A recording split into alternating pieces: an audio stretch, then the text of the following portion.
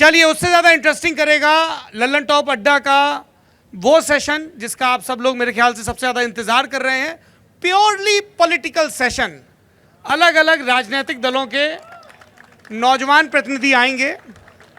किसी की सरकार है, किसी की थी, किसी की बहुत पहले थी, और किसी को उम्मीद है कि उनकी सरकार आएगी। वैसे उनकी आएगी ये उम्मीद सबको है, और जब किसी की आएगी तो किसी की जा भी सकती है ना। तो ये जो आने जाने का खेल है जिसको आप पब्लिक को तय करना है, उन सब के बीच सबसे ज़रूरी चीज़ है जवाबदेही। आपके सवाल और उन सवालों का जवाब देने के लिए हमारे बीच 4 मेहमान हैं। और हमको लगा कि जो बड़े बड़े नेता आते हैं अनुभवी, मतलब उनकी भी बड़ी इज्जत है, अनुभव है, लेकिन नौजवानों को थोड़ा सा कम मौका मिलता है। अब लल्लन टॉप सब नौजवान तबीयत के लोग ही देखते हैं, मतलब उम्र कुछ भी हो सकती है पर तबीयत नौजवान होनी चाहिए। तो हमने कुछ नौजवान नेताओं को बुलाया है इस पॉलिटिकल सेशन के लिए।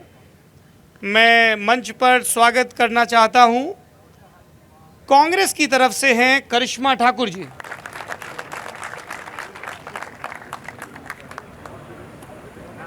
भारतीय जनता पार्टी की तरफ से हैं शिवांग।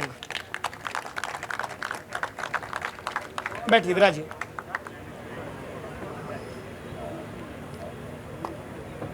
चलिए, कहीं तो भाजपा कांग्रेस अगल बगल है। सपा की तरफ से हैं सिराज हुसैन। ये सपा वाले सबसे ज्यादा लेके आए क्या अपने साथ? और आम आदमी पार्टी की तरफ से हैं भारत राजयोगी। अरे ये तो हमारे क्लासमेट भी रहे हैं, आइए सर। अरे सच्ची मुच्ची में मैं सही कह रहा हूं ना सर? विराज, दीनदयाल विद्यालय में हम लोग साथ पढ़े हैं, देखा? हम च्यवनप्राश खाते हैं। विराज हैं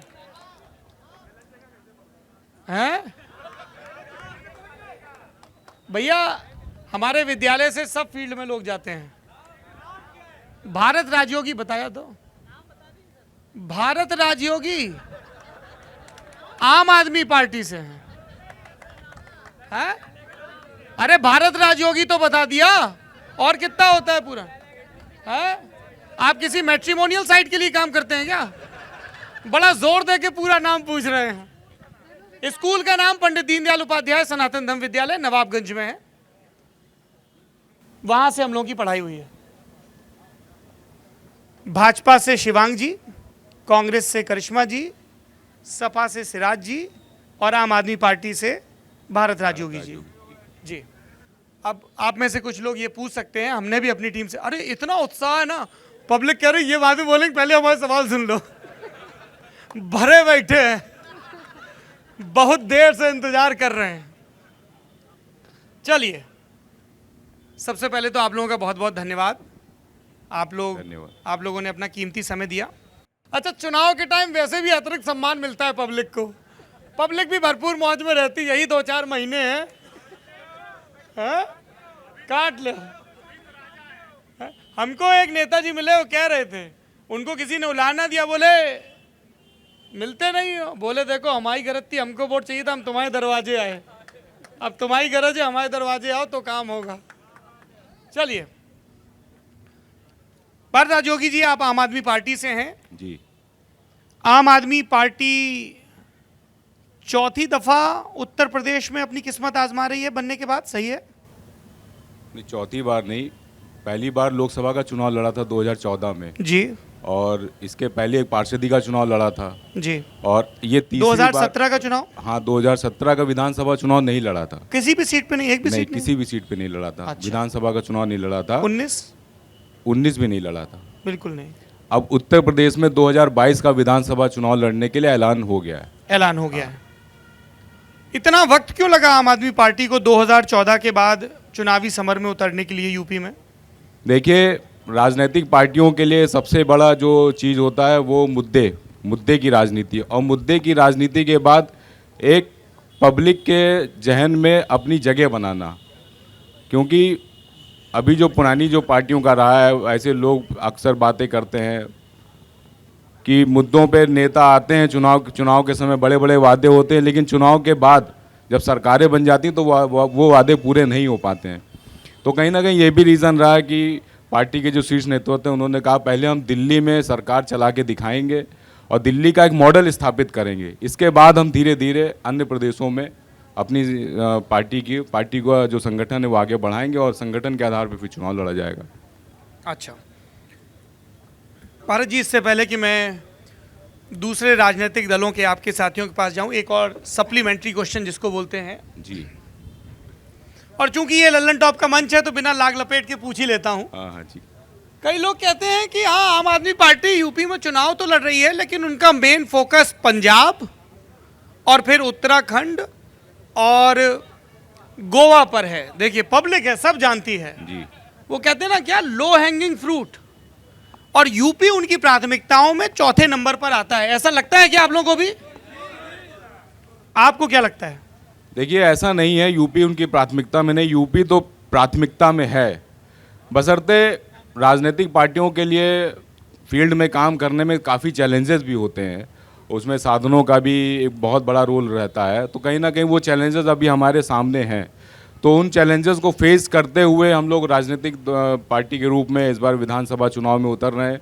अब ये कितना कर पाते हैं ये तो हमारे लिए भी चैलेंज है और बाकी समय बताएगा 2022 के चुनाव के बाद। जी सिराज जी, समाजवादी पार्टी से जी, आप लोग नारे दे रहे हैं क्या? कुछ दिन शेष हैं आ रहे, ऐसा नारा है। अखिलेश हैं जी। 17 में भी इसी तरह का कुछ नारा था। यूपी को ये 7 पसंद है और काम बोलता है। जी, काम बोलता है समाजवादी पार्टी का नारा था। जी, काम बोलता है और यूपी को ये 7 पसंद है। 7 का तो हाल ये है कि आप 17 में 7 लड़े, 19 में अलग अलग लड़े, 22 में एक दूसरे पे तंज कस रहे हैं लखीमपुर की घटना पे, और काम बोलता है का ये रहा कि सीटें 50 से घट गई। तो मैं पहला सवाल यही जानना चाहता हूं कि आपकी नज़र में, एक कार्यकर्ता की दृष्टि से, एक पदाधिकारी की दृष्टि से, वो क्या वजहें रही कि 2012 में पहली दफ़ा अपने दम पर स्पष्ट जनादेश हासिल करने के बाद 2014, 2017 और 2019 में समाजवादी पार्टी को हारना पड़ा? देखिए, नारा दिया था जनता को 7 पसंद है, लेकिन जनता को नहीं पसंद आया। तो इसलिए अखिलेश जी बार बार कह रहे हैं कि हमने जो गठबंधन करे हैं वो उस पर कामयाब नहीं हुए हैं या उसका एक्सपीरियंस अच्छा नहीं रहा है। इसलिए अब की जो 2022 में चुनाव लड़ा जाएगा वो छोटे छोटे दलों से गठबंधन करके लड़ा जाएगा। और उन्होंने कहा है कि जो माहौल बन रहा है उस हिसाब से तो हम 400 सीटें भी जीत सकते हैं। ये नहीं कहा है जीतेंगे, जीत सकते हैं। ये आपने ठीक किया कि जोड़ दिया, ये नहीं कहा कि जीतेंगे। नहीं, जीत अच्छा, छोटे दलों में सरकार समाजवादी पार्टी की बनेगी, लेकिन जो माहौल बन रहा है, जो 2012 से 2017 के अखिलेश जी की काम और इनके जो 2017 से 2022 तक की नाकामी है, एक सेकंड वो माहौल बना रही है। अच्छा जी, 2 चीजें हैं, ये बाकी साथियों के लिए भी हैं। जी एकदम लल्लन टॉप माइक है, उत्तम क्वालिटी का। जी, ठीक है। हम लोग छात्र नेता रहे, नारे लगा लगा के यहाँ तक पहुँचे हैं, तो थोड़ी सी आवाज़ हो सकता है तेज हो। नहीं, मसला ये है सिराज भाई कि आवाज़ें सबकी तेज हैं, इधर भी उधर भी। चलिए ठीक, धन्यवाद। तो संसदीय ढंग से बात होगी तो ये बाकियों के लिए भी है। आराम से बात कहिए अपनी बात, है ना, आपकी बात वहाँ पहुँचेगी। दूसरा मैं ये चाहता हूँ, मुझे पता है कि आप सब लोगों की प्रतिबद्धताएं अपनी पार्टी के प्रति हैं, आप सब लोग पदाधिकारी हैं। इस वीडियो की क्लिप आप सब लोगों के सीवी में भी ऐड होगी, आला कमान के नेता भी देखेंगे भाई फलाने ने हमारी पार्टी को कैसे डिफेंड किया। पर अगर हम सवाल का जवाब देंगे तो बातचीत ठीक से आगे बढ़ेगी। मेरा सवाल ये था कि आपकी नज़र में इन 3 चुनावी हारों की वजह क्या रही? हम इस पर भी बात करेंगे कि 2022 में आपको अपनी क्या संभावनाएं लगती हैं। वो जो चुनाव था 2017 वाला, वो मुद्दों पे नहीं लड़ा गया। उसकी वजह सिर्फ और सिर्फ एक है, वो लड़ा गया शमशान कब्रिस्तान, हिंदुस्तान पाकिस्तान पे लड़ा गया। और जनता कहीं ना कहीं, बिजली जो है दिवाली में मिलती है, मिलती नहीं है, और ईद में मिलती है। वो जनता को बहका के जो चुनाव लड़ा गया था उसका नतीजा था वो। लेकिन अब जनता को समझ में आ गया क्या लाइट की क्या हालत है। आज इनको कहना पड़ रहा है कि हमको कोयला नहीं मिल रहा है। भाई साहब कोयला सब कुछ मिल रहा है, लेकिन एक जो औद्योगिक घराना है उसको जो प्राइवेट करने के लिए इन्होंने ये जो माहौल बनाया जा रहा है, अभी देखिएगा बिजली को भी प्राइवेट कर देंगे। ये जनता बार बार तसल्ली धरो भैया, थोड़ा धीरज धर लो। जनता बार बार नहीं बहती है सौरभ सर, जनता बार बार नहीं बहती है। एक बार आपने शमशान कब्रिस्तान और सब कुछ कर लिया, लेकिन जनता ने आज लाशें देखी है, गंगा जी में तैरते हुए देखी है।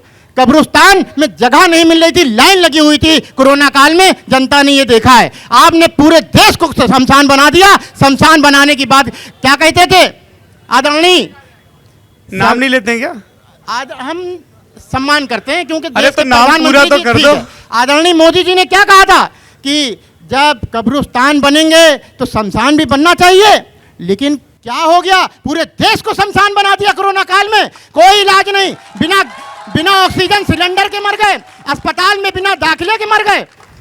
तो भाई साहब अब फिर मेरी आवाज़ तेज हो गई, माफ़ी चाहेंगे क्योंकि मुद्दा ही ऐसा है। हाँ, भावुक हो जाते हैं, भावुक हो जाते हैं लोगों ने। ऐसा है इस भीड़ में ऐसा एक भी शख्स मुझे बता दो जिसने अपनों को ना खोया हो, जिसने किसी पड़ोसी को, रिश्तेदार को, दोस्त यार को और खानदान में किसी को ना खोया हो, ये बता दो। इसलिए आपको ऐसा लगता है कि स्वास्थ्य सबसे बड़ा मुद्दा होगा? बिल्कुल, स्वास्थ्य के क्षेत्र में हम बात करेंगे कि 2000 विफल रही है। ठीक है, 2022 में आप लोगों के क्या मुद्दे रहेंगे, हम इस पे आएंगे। करिश्मा जी, इन्होंने कहा कि अनुभव अच्छा नहीं रहा सपा का कांग्रेस से गठबंधन का। कांग्रेस का अनुभव कैसा रहा सपा के साथ गठबंधन का? जी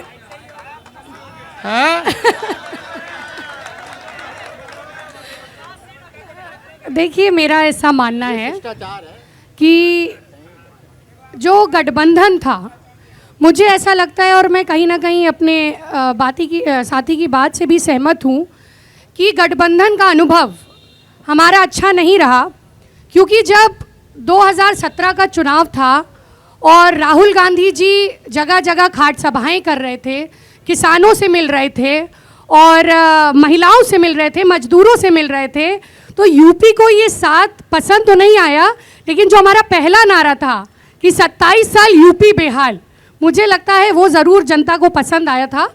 और इसीलिए जो आगामी 2022 का चुनाव है उसमें ना हम लोग गठबंधन कर रहे हैं, ना बड़े दल से ना छोटे दल से। कांग्रेस 400 जो भी हमारी सीटें हैं उस पर अपने दम पर चुनाव लड़ने जा रही है, क्योंकि कांग्रेस इस बार जनता के मुद्दे पर चुनाव लड़ने जा रही है, बेरोजगारी पे लड़ने जा रही है, महिला उत्पीड़न पे लड़ने जा रही है और महंगाई। आज यहाँ पर जितने भी हमारे साथी बैठे हैं आम परिवार से आते हैं, आम घरों से आते हैं। हम लोगों आज 100 रुपये पेट्रोल डीजल के हमारे दाम हैं। आज जो महिलाएं घर में 100 के पार हो गए हैं, सब बाइक चलाते हैं, स्कूटी चलाते हैं और 100 रुपये आज पेट्रोल डीजल के दाम है। यही स्मृति ईरानी जी मनमोहन सिंह जी को प्याज की माला भेजती थी, चूड़ियाँ भेजती थी जब महंगाई होती थी। और आज कड़वा तेल गृहिणियाँ हैं 200 रुपये का खरीद रही हैं, 1000 रुपये का गैस सिलेंडर हो गया है। तो मुझे लगता है कि महंगाई से, महिला उत्पीड़न से, और मैं खुद महिला हूँ, प्रदेश अध्यक्ष भी हूँ महिला कांग्रेस की, कि जहाँ पर बेटी बचाओ बेटी पढ़ाओ की बात होती थी, वहीं कहीं 5 साल की बच्ची के साथ बलात्कार हो रहा है तो कहीं 10 साल की बच्ची के साथ बलात्कार करके उसकी हत्या कर दी जा रही है। और बेटी बचाओ की बात करने वाली सरकार मौन है, चुप है। जिस सरकार में कुलदीप सिंह सेंगर और चिमनी आनंद स्वामी जैसे लोग बैठे हैं, उस सरकार से क्या न्याय की बात करेंगे हम लोग? शिवांग, आप सत्ता में हैं तो जाहिर सी बात है कि जवाबदेही सबसे ज़्यादा सत्ताधीशों की ही होती है। 3 पार्टियां, तीनों पार्टियों ने अलग अलग मुद्दों का जिक्र किया। एक ने दिल्ली के गवर्नेंस मॉडल का जिक्र किया, आम आदमी पार्टी ने। समाजवादी पार्टी ने सबसे ज़्यादा जोर दिया कोविड की सेकेंड वेव के दौरान, खास तौर पर स्वास्थ्य व्यवस्थाएं जिस तरह से चरमराई। और कांग्रेस ने कहा नारी सुरक्षा और महंगाई, खास तौर पर पेट्रोल और डीजल।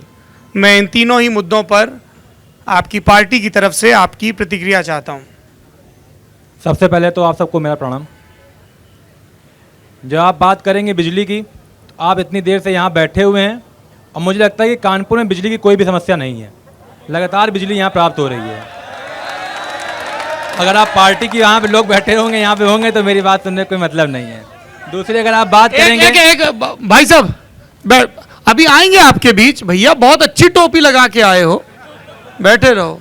अगर आप बात करेंगे कोविड की और एक- कोविड एक- में हुई एक- मौतों एक- एक- की, जी। तो WHO ने तारीफ की अपने देश की। इतनी बड़ी जनसंख्या के मध्य अगर इतनी जल्दी, ये सिर्फ देश के प्रधानमंत्री ही संभव कर सकते थे, अपने उत्तर प्रदेश के मुख्यमंत्री संभव कर सकते हैं, जिस तरीके से रक्षा करी गई है। और हम उस देश में रहते हैं जिसके लिए पुलिस को लगाना पड़ता है आपको मास्क लगाने के लिए, तो कहीं ना कहीं जिम्मेदारी आपकी भी कमी रह गई। अगर रात में 11 बजे आप निकलते थे लॉकडाउन में भी, तो कहीं ना कहीं आपकी भी कमी। तो उसके बाद भी अपने प्रधानमंत्री और अपने योगी जी ने, मुख्यमंत्री जी ने जितना अथक प्रयास होता तो उतना किया है। और मैं उसके बाद अगर कहूँगा, बोलिए। करिश्मा जी की बात पर, तो अगर रेप हुए हैं तो उनको गोली मारने का भी काम किया गया अपराधियों से। अगर रेप हुए हैं तो उनसे ये नहीं कहा गया है कि बलात्कार करो, बच्चे हैं, गलतियां हो जाती हैं। अगर अपराध हुआ है तो उनको सही ठिकाने पे भेजा भी गया है। और अपराधी आपके ही सरकार के थे, अपराधी आपके सरकार के थे, उनको जेल भेजने का काम भारतीय जनता पार्टी की सरकार, उत्तर प्रदेश के महंत योगी आदित्यनाथ जी ने किया। भ्रष्टाचार किस तरीके से मुक्त किया गया है, ये देश की जनता को बताने की जरूरत नहीं, उत्तर प्रदेश की जनता को बताने की जरूरत नहीं है। एक सवाल छूट गया भाई साहब, एक दो तीन चीजें हैं, और चूंकि कानपुर में पहला अड्डा है इसलिए मैं, और मेरा ये गृह जिला भी है, मैं यहीं से पला बढ़ा हूँ, तो मेरी आपसे हाथ जोड़कर विनती भी है कि हम आगे के लल्लन टॉप अड्डा में, अभी 7 शहरों में और होना है, पॉलिटिकल सेशन करें या नहीं करें। आपकी चिंताएं, आपकी नेतागिरी, आपके कंसर्न, आपका गुस्सा सब जायज़ है, लेकिन मैंने इसीलिए कहा ना, 4 पार्टियों के प्रतिनिधि बैठे हैं और अभी आपसे भी सवाल जवाब होगा। अगर हमें हुल्लड़ करना है, हुड़दंगा और ऐसे एक दूसरे पर छीटाकशी, तो उससे मैं बचता हूँ इस डिबेट से। इसलिए बचता हूँ क्योंकि उसमें कोई सार तत्व तो नहीं निकलता, सबकी नेतागिरी, जिंदाबाद मुर्दाबाद, सब एकदम झाड़ के आगे बढ़े और शहर वहीं का वहीं ठिठका रह जाता है। तो 4 लोगों की बात सुन लें, उसके बाद मैंने कहा कि ये खुला सत्र है, आराम से 15-20 मिनट आप लोगों के सवाल लेंगे, तब जवाब लेंगे, तो वो ज़्यादा बेहतर बातचीत होगी। अगर आप लोग पीछे से टिप्पणियां करते रहेंगे तो एक तो पूरा देश यही कहेगा यार कानपुर वाले लोग तसल्ली से चाहते हैं कि सब उनकी सुने, वो किसी की नहीं सुनते। तो 4 लोगों की बात सुन लेते हैं, उसके बाद आपके सवाल लेंगे, ठीक है? आप लोग सहमत हैं?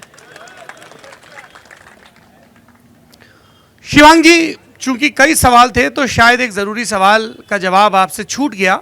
ये एक रघुवीर यादव की आवाज़ में गाना था जो बीजेपी अपने कैंपेन में इस्तेमाल करती थी 2009 और बाद के चुनाव में, सखी सैया तो खूब ही कमात हैं, महंगाई डाइन खाए जात है। सुना है आप लोगों ने गाना? सुना है।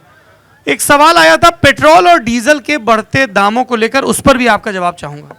देखिए, पूर्व की सरकारों में अपने देश पे जितना कर्जा कर दिया गया था, कहीं ना कहीं उसको चुकाने के लिए, और जिस प्रकार 2 साल अभी निकले हैं कोरोना काल में, जिस जो के देश ने झेला है, कहीं ना कहीं महंगाई बढ़ी है, लेकिन अपने प्रधानमंत्री और अपने उत्तर प्रदेश के मुख्यमंत्री लगातार प्रयास कर रहे हैं कि महंगाई को कम किया जाए, लेकिन इस समय यह संभव नहीं हो पाया क्योंकि समय इतना विपरीत रहा है।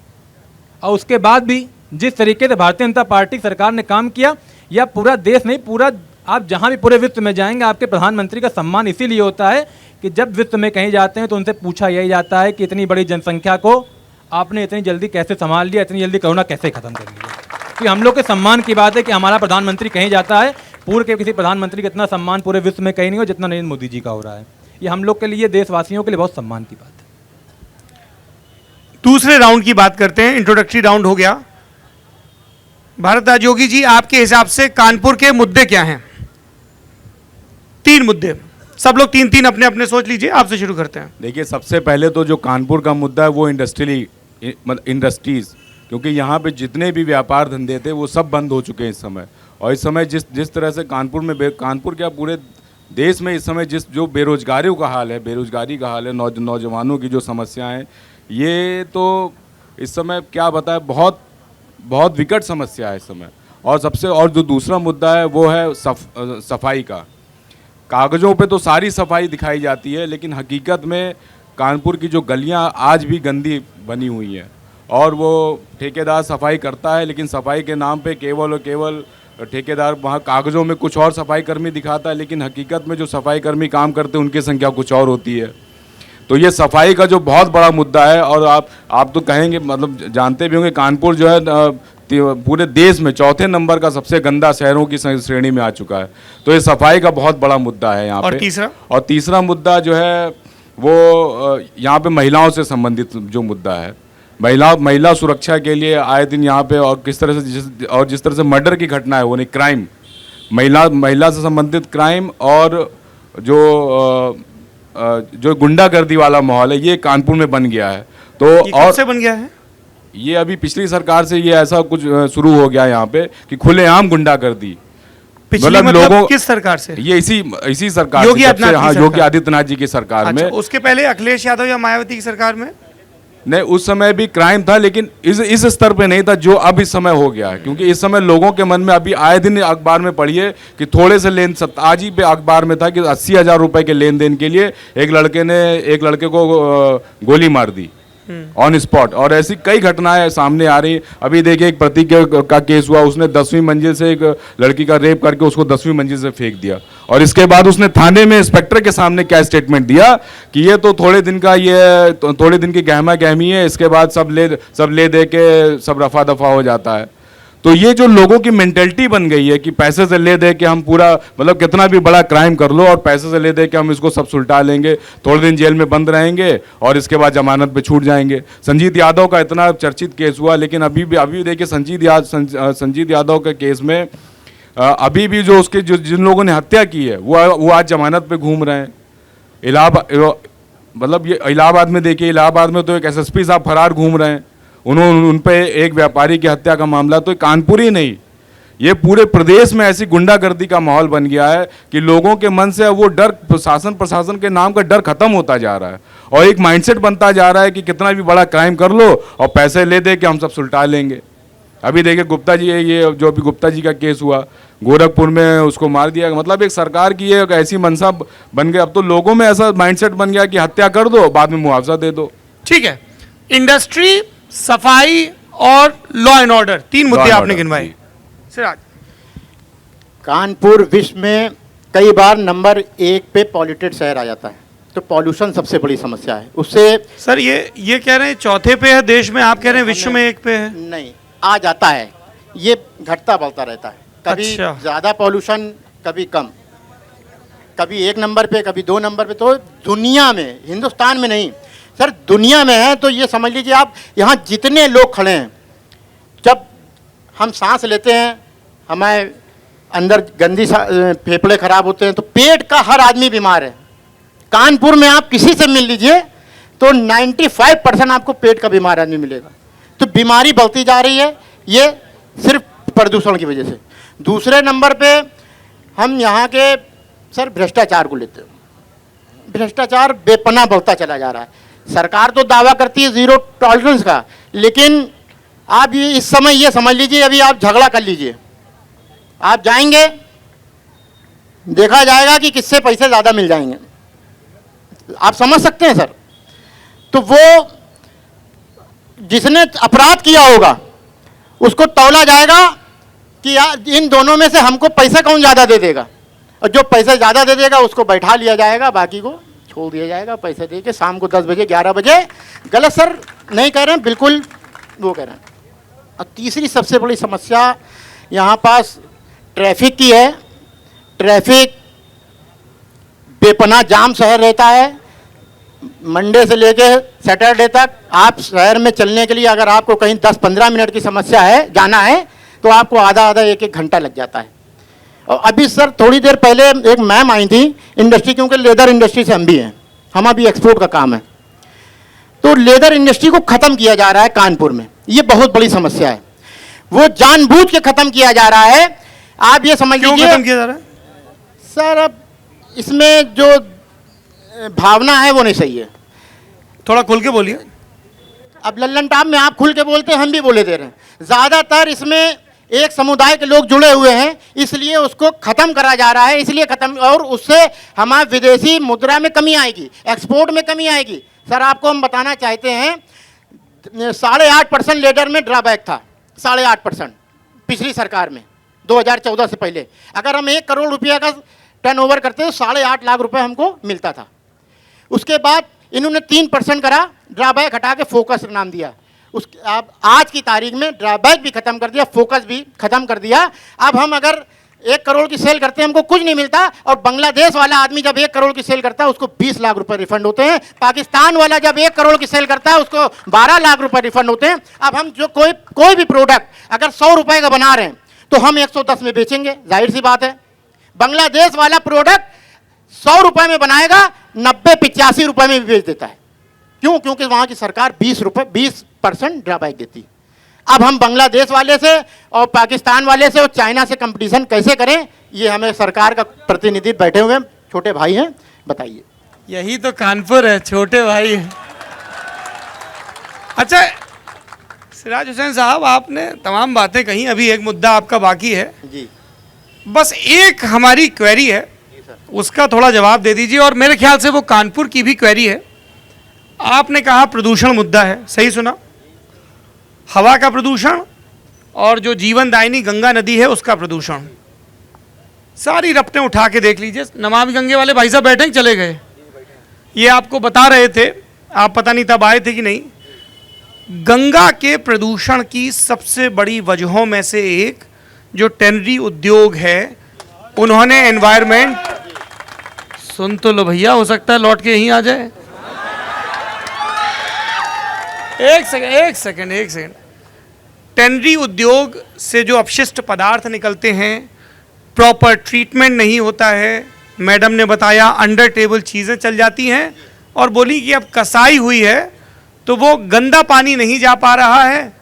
तो भाई साहब जो बता रहे थे कि जो गंदगी जा रही है तो उस पर कसाई हुई, तो उसकी 2 व्याख्याएं हो रही हैं विद्वानों के हिसाब से। एक जो आपने कहा कि समुदाय विशेष को टारगेट किया जा रहा है, और दूसरी व्याख्या ये है कि गंगा की पानी की हिफाजत की चिंता हो रही है, और इंडस्ट्रीज़ को प्रेशर डाल के ये सुनिश्चित करने को कहा जा रहा है that if you will follow environmental norms then only you can operate.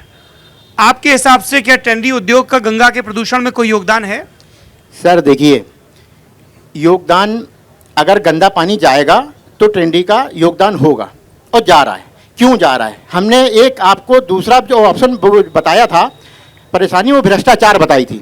आज ईटीपी लगा हुआ है जाजमऊ में, तो पानी को साफ करने के लिए लगा हुआ है। लाइट चली जाती है तो वहाँ के जो कर्मचारी हैं वहाँ उसको चलाने के लिए डीजल लगता है, वो डीजल चोरी हो जाता है, वो चलता ही नहीं है। जब गंदा पानी बह के आता है वही पानी चला जाता है गंगा जी में, तो अगर उसको पहले साफ कर दिया जाए तो कहीं नहीं जाएगा। टेनरी वालों ने भी पैसे दिए हैं, अखिलेश जी ने बड़ा सा ईटीपी लगाया था, उसमें जो है साफ करने के लिए, अगर वो चल रहा होता तो गंगा जी में पानी गंदा नहीं जाएगा। अगर आप ईटीपी नहीं चलाएंगे तो आप एक इंडस्ट्री को पूरा खत्म कर रहे हैं जिससे लाखों लोगों का रोजगार जुड़ा हुआ है। रोजगार। तीसरा मुद्दा सर, एक पॉल्यूशन हो गया, एक ट्रैफिक हो गया, और एक इंडस्ट्री। अच्छा, आपने ट्रैफिक भी बोला? जी, ट्रैफिक तो बहुत बड़ा है सर, समस्या बहुत बड़ा है, बहुत बड़ा। करिश्मा जी, कुछ ऐसा तो नहीं कि आपके कुछ समर्थक अभी भी ट्रैफिक में फंसे, आ नहीं पाए अभी तक? सर आपने हमको 6 बजे बुला लिया था, 8 बजे यहाँ बैठा ला, सब आ गए। अच्छा जी, हमको पता था कि आप ये ट्रैफिक वाला रहेगा, इसलिए पहले का समय दिया। करिश्मा जी, 3 मुद्दे कानपुर के आपकी दृष्टि से। मैं अपने भैया दोनों साथियों से सहमत हूँ कि हमारा कानपुर शहर पोल्यूशन के मामले में आज प्रथम स्थान पर है, और हवा और टैनरीज के साथ साथ कानपुर शहर में 500 से अधिक मलिन बस्तियां हैं, कच्ची बस्तियां हैं जहां लोग रह रहे हैं। मेरी गोविंद नगर विधानसभा से मैं आती हूं, और मेरी विधानसभा में लगभग 27 कच्ची बस्तियां हैं जहां पर लोग रह रहे हैं। ना प्रॉपर ड्रेनेज सिस्टम है, ना सीवेज सिस्टम है, कूड़ा कहाँ डंप होना है ये ना हमारी सम्मानित मेयर प्रमिला पांडे जी को पता है, और ना नगर निगम के कर्मचारियों को पता है। यहाँ पर हम सब देखते हैं कि किस तरह जब हम लोग मिलने जाते हैं, कैंपेन के लिए जाते हैं, घरों के आगे से बस्तियों में नाली बह रही होती है, गटर बह रहा होता है, छोटे छोटे बच्चों की आंखें पीली रहती हैं, मलेरिया, डेंगू वायरल जैसी बीमारियों से महिलाएं, बच्चे सब त्रस्त रहते हैं। तो proper sewage system, drainage system Kanpur शहर में नहीं है।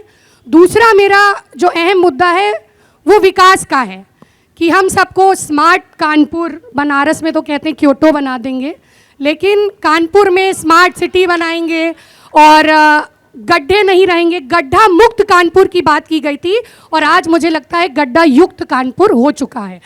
यहाँ पर हमारे साथी हैं, हमारे भाई हैं, माताएं बहनें हैं, स्कूटी से जाती हैं, बाइक से जाती हैं, इतना गड्ढे होते हैं। बैटरी रिक्शा से जब बच्चे स्कूल जाते हैं तो रिक्शा पलट जाता है, कितने मासूम बच्चे उसमें मर गए। इस मुद्दे को नहीं उठाया गया। आज कानपुर में 2 सांसद भाजपा के हैं, कई विधायक भाजपा के हैं, मेयर भाजपा की हैं, कई जगह हमारे पार्षद भी भाजपा के हैं। प्रदेश में सरकार बीजेपी की है, देश में सरकार बीजेपी की है और विकास के मॉडल पे कानपुर में कुछ काम नहीं किया गया, जो मुझे लगता है बहुत दुर्भाग्य की बात है। जनता को ठगने का काम हुआ है।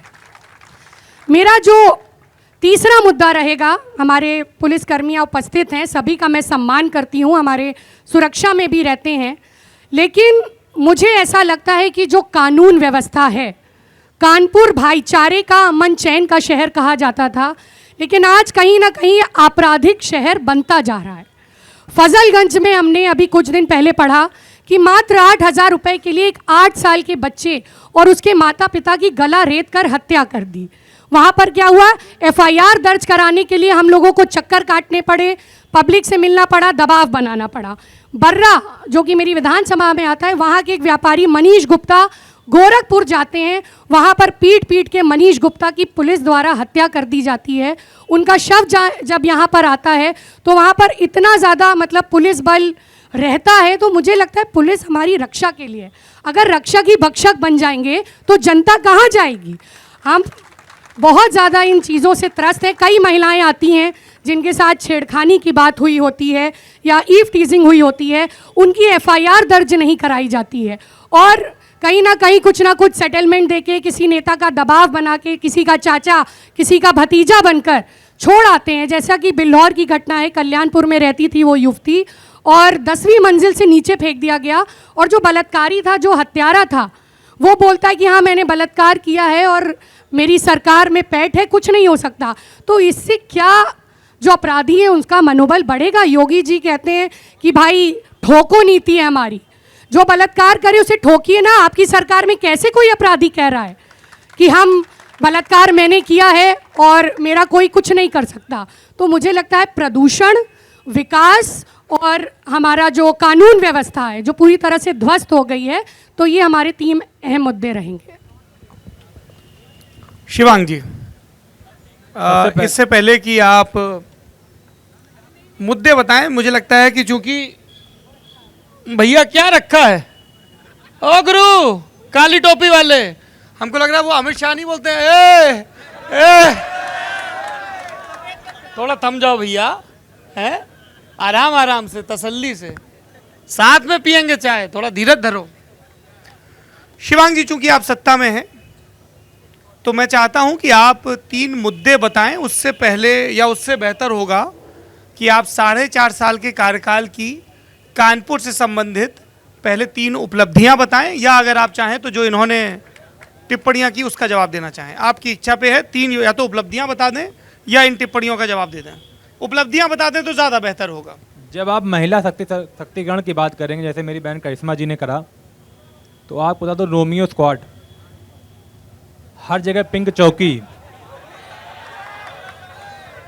हर थाने में एक महिला इंस्पेक्टर, ये भारतीय जनता पार्टी की सरकार में हुआ है।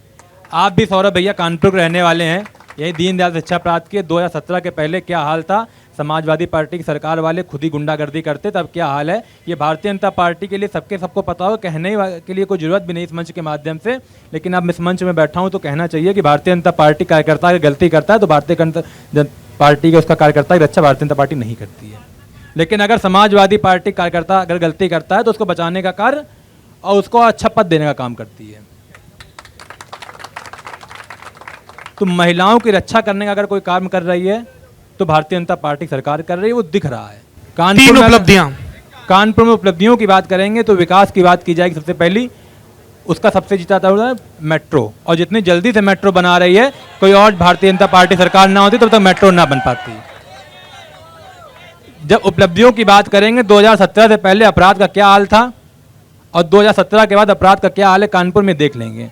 2017 के पहले अपराध, कानपुर फेमस था पूरे उत्तर प्रदेश में, पूरे देश में 2017 के पहले कि अपराध कितना जाना जाता था कि कट्टे चाहिए तो कानपुर चले जाओ। और 2017 के बाद 2017 सपा के हर कार्यकर्ताओं के पास कट्टे बंदूक मिल जाएंगे 2017 के पहले तो। और 2017 के बाद अगर बात करेंगे तो भारतीय जनता पार्टी की सरकार है। विकास दुबे ऐसे नाम लिया जा रहा है तो विकास दुबे गोली मारने का काम भी भारतीय जनता पार्टी सरकार में किया गया, किसी और सरकार में दम नहीं था। नहीं तो वो अपना वोट बैंक देखती और भूल जाती। सिर्फ भारतीय जनता पार्टी सरकार में कम था। चलिए अगली उपलब्धि।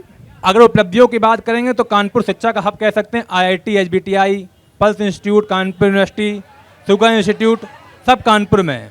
कई सरकारी कॉलेज कानपुर के अंतर्गत आते हैं। नहीं सर, ये लेकिन 4.5 साल में आगे- नहीं बने ना, ये तो पहले मैं के आगे हैं। बताने जा रहा हूँ जी। मेरी बात और भैया सुन लीजिए। लेकिन जब आप बात करेंगे 2017 के पहले तो नवा शिक्षक पढ़ाने जाते थे, नए स्टूडेंट वहां पढ़ने भाई, जाते अभी थे, आपका नंबर आएगा भाई, वेट करिए। खाली क्लासें मिलती थी, घर पे बैठो डिग्रियां चली जाती थी। अब हर क्लास में कैमरे लग गए हैं, शिक्षक को जाना पड़ेगा, नहीं जाएंगे तो उनकी एब्सेंट लग जाएगी। इसे भारतीय जनता पार्टी सरकार में संभव हो पाया है। बिना स्टूडेंट के तब तक 75% अटेंडेंस नहीं होगी, उनको उनकी डिग्री नहीं दिला पाएगा कोई भी चाहे विधायक हो या सांसद हो किसी भी पार्टी का। ये सिर्फ भारतीय जनता पार्टी में संभव है। जी, ये मैं 2 राउंड और करूंगा, उसके बाद ऑडियंस के लिए खोलूंगा। एक राउंड में ये थोड़ा सा प्रेसिडेंशियल डिबेट टाइप का मैं फॉर्मेट करने जा रहा हूं। हमारे JNU में भी होता है, जिसमें सब लोग एक दूसरे से एक एक सवाल पूछ सकते हैं, ठीक है ना? सारे सवाल पत्रकार या जनता ही क्यों पूछे, कैंडिडेट भी एक दूसरे से पूछ ले। अरे आ रहे हैं, पहले तुमको ही हैं, पहले गणेश पूजन तुम्हारा ही करेंगे, बैठे रहो। तो दूसरा एक एक मेरा सवाल आपकी पार्टियों से है, क्योंकि मैं राजनीति का विद्यार्थी हूं तो मेरी उत्सुकता भी है। तो वो सवाल पूछ लेते हैं फिर, और उसके बाद पब्लिक। पहला सवाल मेरा आम आदमी पार्टी से है। जी। आम आदमी पार्टी आलोचक कहते हैं बातें बहुत अच्छी करती है, लेकिन ये अरविंद केजरीवाल की एक प्राइवेट लिमिटेड कंपनी बन के रह गई है। जब तक आप अरविंद केजरीवाल की ताबेदारी करेंगे तब तक पार्टी में रह सकते हैं, चाहे मनीष सिसोदिया बन के रहें या कोई और नेता बन के। यदि आप अरविंद केजरीवाल का विरोध करते हैं तो आपका हश्र योगेंद्र यादव, कुमार विश्वास, शाजिया इल्मी और एक ऐसी लंबी फेहरिस्त गिना दी जाती है। ताबेदारी करोगे तो पार्टी में सुरक्षित रहोगे, शीर्ष पद की आकांक्षा ना करो। ये बात बार बार लगातार मुहावरे की तरह आम आदमी पार्टी के लिए दोहराई जाती है। इस पर आपका क्या कहना है? देखिए, ये प्रकरण बहुत पुराना हो चुका है और अब इस प्रकरण के लिए अब क्या कहें, इसके लिए मैं केवल ये कह अब सकता सवाल हूं- आ गया है तो कह ही दीजिए नहीं, कुछ। नहीं, मैं ये कह सकता हूं केवल कि देखिए, राजनीतिक पार्टी है तो हर किसी की महत्वाकांक्षा होती है। अब हर किसी की महत्वाकांक्षा को राजनीतिक पार्टी में उसकी फुलफिल करना ये संभव नहीं होता है, और पार्टी का भी एक अपना डिसिप्लिन होता है। अगर पार्टी में डिसिप्लिन नहीं रहेगा, सभी अपनी मनमानी करेंगे या सभी की इच्छा, भाई हर किसी की इच्छा होती है कि हमको ये पद दे दिया जाए, हमको ये पद दे दिया जाए, तो अगर हर किसी की इच्छा अगर पूर्ति तो संभव नहीं है ना पार्टी में। और पार्टी में क्या किसी कहीं पे भी संभव नहीं है, किसी एक को तो कंप्रोमाइज करना ही पड़ता है। अगर आप कंप्रोमाइजिंग फेज में है तभी आप सरवाइव कर पाएंगे कहीं पे भी। तो डार्विन का सिद्धांत रहा है कि अगर आप कंप्रोमाइजिंग फेज में है तभी आप सरवाइव कर पाएंगे, नहीं तो आप टूट जाएंगे। तो ऐसे ही पार्टी में भी हुआ। शुरू में पार्टी बनी, अच्छे अच्छे सोशल वर्कर और जो मोटिवेशनल लोग थे वो लोग पार्टी से जुड़े, लेकिन जुड़ने के बाद जब सरकार बनी तो जिन्होंने काम किया, जो एक सेम प्रोफेशनल के थे, तो उनको ऐसा लगा कि यार अब सरकार बन गई है तो सरकार में चेहरा मुख्यमंत्री अरविंद केजरीवाल जी थे, तो कहीं ना कहीं संगठन में हमें जिम्मेदारी मिले। क्योंकि संगठन भी जो आम आदमी पार्टी का बना वो अरविंद केजरीवाल जी के नाम पे बना, उन्हीं को चेहरा आगे रख के एक मुखिया को मान के हम लोगों ने काम किया। अब लेकिन अब उसमें अब सरकार बन गई, अब लोगों की महत्वाकांक्षा जग जाए कि एकदम, और उस समय दो चैलेंजिंग फेज था, नई नई सरकार थी, नए नए वादे थे, उन वादों को पूरा करना। पूरा करने के साथ साथ संगठन को भी आगे बढ़ाना, तो ये बहुत चैलेंजिंग काम था। अब उस चैलेंजिंग के समय में अगर हर कोई सोचने लगे कि हमें ये जिम्मेदारी मिल जाए, हमें मन मुताबिक ये जिम्मेदारी मिल जाए, तो ये संभव नहीं है। तो उसी के तहत उन्होंने उस समय जो एक्शन लिया, और एक्शन लेने के बाद अगर आप कंप्रोमाइज कर सकते हैं, समय दे सकते, क्योंकि ये तो राजनीतिक पार्टियों की लड़ाई तो बहुत लंबी होती है। अब सत्ता अभी दिल्ली में मिली, अब यूपी में इस बार हमारा पूरा प्रयास है कि हम लोग मेहनत कर रहे हैं, और इस बार 2022 के चुनाव में हमारा तो पूरा प्रयास है, हमारी पार्टी का पूरा प्रयास है कि 2022 के चुनाव में ही हम यूपी की सत्ता संभालेंगे। बिल्कुल संभालेंगे, हमारा पूरा प्रयास है, हम लोग इतनी मेहनत कर रहे हैं। अच्छा, लखनऊ में कुछ लोग कह रहे थे कि सपा से भी बात चल रही है। देखिए, वो सपा से ऐसे गठबंधन की कोई बात नहीं थी। एक शिष्टाचार मुलाकात के नाते, क्योंकि विपक्षी दल हम भी हैं, विपक्षी दल सपा भी है, तो शिष्टाचार के नाते संजय जो हमारी पार्टी के प्रदेश प्रभारी, उनकी मुलाकात होती है। क्या वो सीएम फेस भी होंगे? अब ये तो पार्टी तय करेगी। आपका क्या मन है? नहीं, हम तो चाहते हैं कि भाई हमारे नेता संजय सिंह जी हैं, उत्तर प्रदेश के प्रभारी हैं, जिस तरह से वो मेहनत कर रहे हैं, उन्हें सीएम का चेहरा होना चाहिए। मैं तो उनके समर्थन में हूँ। और क्या आप चाहते हैं कि सपा से गठबंधन हो? देखिए, ये सपा से गठबंधन हो, ये हमारे चाहने ना चाहने से नहीं होगा। कार्यकर्ता के चाहने से सब होता है? नहीं, देखिए ऐसा, ये पार्टी के भी कुछ अपने पार्टी के जो शीर्ष के लोग हैं, वो लोग इसको तय करते हैं। वो हमसे ज्यादा, हम लोग केवल उनको सुझाव दे सकते हैं। हम लोग सुझाव, कभी कभी फीडबैक मांगा जाता है तो हम लोग अपना फीडबैक देते हैं, लेकिन ये पार्टी के शीर्ष के लोग तय करते हैं कि हमको उसमें गठबंधन से हमें क्या फ़ायदा होना है, क्या नुकसान होना है। अगर फ़ायदा होना होगा तो ये शीर्ष के लोग तय करेंगे, और वैसे मतलब तो गुंजाइश है? नहीं, गुंजाइश नहीं है। अभी पार्टी ने बिल्कुल, क्योंकि इस तरह की बीच में खबरें उठ रही थी, तो पार्टी के शीर्ष नेतृत्व ने इसको मना कर दिया है, एक सिरे से खारिज कर दिया है कि उत्तर प्रदेश का विधानसभा चुनाव हम लोग इंडिपेंडेंट लड़ेंगे, अलग लड़ेंगे, हम किसी पार्टी के साथ गठबंधन नहीं करेंगे। क्योंकि अब और आपको बता दें, अभी जो 300 यूनिट बिजली फ्री करने का जो मुद्दा आम आदमी पार्टी ने दिया है, आपको बता दें, हम लोग तो अभी कानपुर में काम कर रहे हैं, कानपुर के बाहर भी कभी जाते हैं, तो आपको बहुत अच्छा, पब्लिक का बहुत अच्छा रिस्पांस मिल रहा है। और जिस तरह से हम लोग एक गारंटी कार्ड लोगों को दे रहे हैं, एक मिस कॉल का नंबर, उस नंबर पर मिस कॉल करते हैं, वहाँ से कोड आता है, वो उस कोड को गारंटी कार्ड पर डाल के जब लोगों को देते हैं तो लोगों को बहुत खुशी होती है, और इसका बहुत अच्छा समर्थन हम लोग को मिल रहा है। लोगों को भी लग रहा है कि ये इन पार्टी की सब जो पहले जो सरकारें रही हैं, चाहे वो कांग्रेस की हो, चाहे सपा बसपा, और इनको लोग देख चुके हैं। तो एक नया मॉडल, एक नई सरकार, नए वादों के साथ हम लोग चुनावी रणयुद्ध में उतरे हुए हैं। ठीक है, तो हम लोग चाहते हैं कि पब्लिक हम पे वोट दे, और पब्लिक का रुझान हम लोग को मिल रहा है। चलिए देखते हैं, ये तो अभी फरवरी मार्च में पता चलेगा। करिश्मा जी, ये कांग्रेस की तरफ हम लोग जब देखते हैं तो कांग्रेस के आलोचक कहते हैं कि साहब वो शेर याद आता है कि खंडर बता रहे हैं, फिर आगे का शेर तो जो है वो है, पर कांग्रेस के लिए ऐसे खंडर जैसा शब्द इस्तेमाल किया जाता है। यूपी में एक सांसद है, 7 विधायक हैं, उसमें भी अदिति सिंह हैं कि नहीं है अभी कांग्रेस में? नहीं है। 6 बचे जी हैं, 6 में 2 सहारनपुर, 1 रायबरेली, 1 कुशीनगर, एक कानपुर। और जब हम लोग पॉलिटिकल हिस्ट्री देखते हैं कांग्रेस की, तो एक समय वो था कि आरिफ मोहम्मद खान कहाँ के नेता ला के यहाँ लड़ा दिया गया, जीत गए। फिर दादा नरेशन चतुर्वेदी जीत गए। विधानसभा भी उठा के देखते हैं तो एक आपके अजय कपूर नेता हैं, वो जीत जाते थे कभी कभी, और संजीव दरियाबादी। सही बोल रहा हूँ ना मैम? जी सही बोल रहे हैं। अभी एक गठबंधन में सपा के साथ जब था 17 में, तो एक छावनी वाली जीते हैं, एक आध बार बीच में मेयर भी जीते। प्रदेश में भी यही हाल है।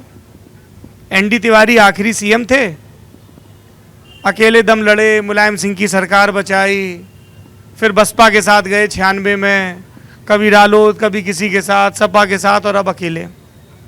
मैं और मेरे शहर की जनता और ललन टॉप की जनता, चूंकि आप युवा हैं तो एक ईमानदार जवाब की अपेक्षा है। करिश्मा को व्यक्तिगत रूप से क्या लगता है, क्यों कांग्रेस का करिश्मा खत्म हो गया, और क्यों कांग्रेस दहाई में आने के लिए भी संघर्ष कर रही है उत्तर प्रदेश में? वजहें क्या रही? ये 3 दशक तक फैला सवाल है। देखिए, मेरा ऐसा मानना है कि कांग्रेस पार्टी हमारी केंद्र में तो रही, और अच्छा शासन भी किया।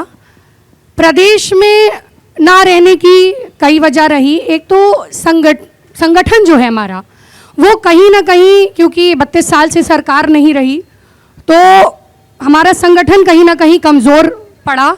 जो हमारे जिलों में कमिटीज़ होती थी, लोग होते थे, कहीं ना कहीं हमने देखा कि हमारा जो देहात है, पूर्वांचल है, अगर प्रदेश की हम बात करें, यूपी वेस्ट की बात करें, कांग्रेस के प्रदेश अध्यक्षों ने चाहे विपक्ष में रहकर या हमारे विधायक रहे, उन्होंने आवाज़ उठाने का काम किया, लेकिन क्योंकि संगठनात्मक तौर पे हम लोग कमज़ोर रहे तो चुनाव नहीं उठ पाया। और अपने अगर हम कानपुर शहर की बात करें तो मैं बताना चाहूँगी कि आदरणीय श्री प्रकाश जायसवाल जी कानपुर के 15 साल तक सांसद रहे, फिर कोयला मंत्री भी रहे।